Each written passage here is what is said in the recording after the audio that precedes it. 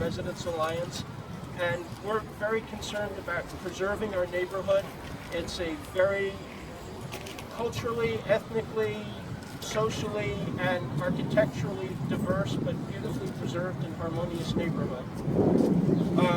We got particularly interested, kind of kicked us in the butt to get moving, was word that developers had bought this house behind us, which was built in 1851, and we're going to tear it down. And as we looked into this, we discovered that a 13-story condo tower would replace a house that was part of the only uptown abolitionist colony and was built by a man who was a documented conductor on the Underground Railroad, helping people who had escaped slavery in the South make their way north to freedom. So this has become a really, not only a personal crusade for all of us, but a really community-wide crusade. And we've been very, very fortunate to be able to enlist the help of all of our neighboring elected, neighborhood and citywide. The last will be the first.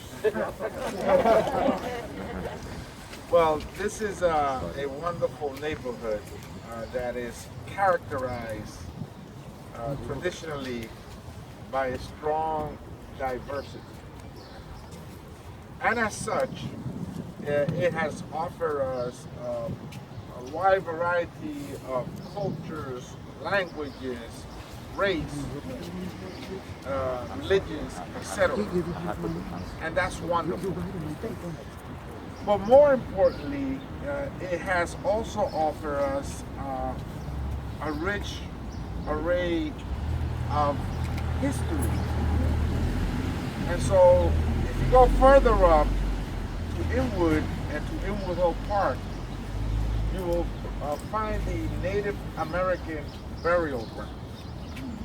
But right in Inwood also you have the burial ground of former black slaves. Yes. If you go to the Dykeman house and you see the family tree, it has young female black slave. I find some a bit indignant because let's find out her name, right? Let's find out her name, right? And so Google just put the name of Little Dominican Republic on this area, right? And there's an effort to landmark a part of this neighborhood where that community settled in the 20s and 30s.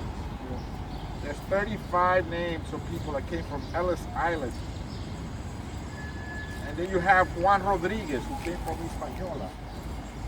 We have Broadway, parts of Broadway named Juan Rodriguez. But this one is something special, especially with what's happening in America today. If you saw what happened yesterday, this has to be really special today, right? Because it shows the role that our neighborhood played in the abolitionist movement.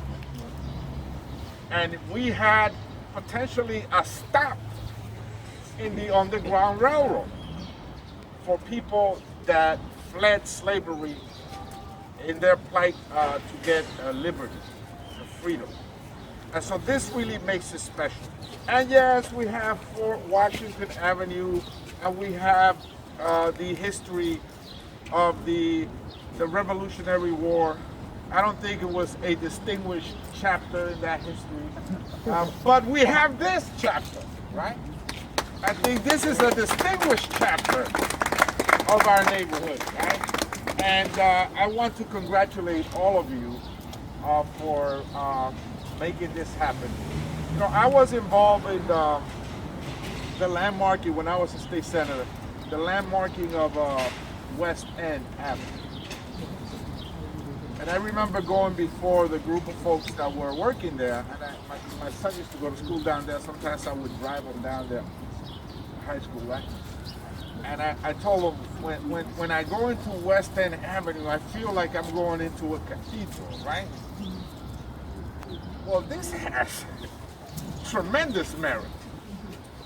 And very often I agree with the public advocate. Very often important historic chapters are not considered with the same seriousness that others are. And that really starts in our schools, because our history is not being taught in our schools the way it is. In fact, our writers, I meet with a group of writers that are looking to sue the city because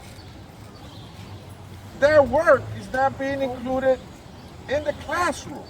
And so when children don't see themselves in the books that they read, that leaves an emptiness in their soul, right?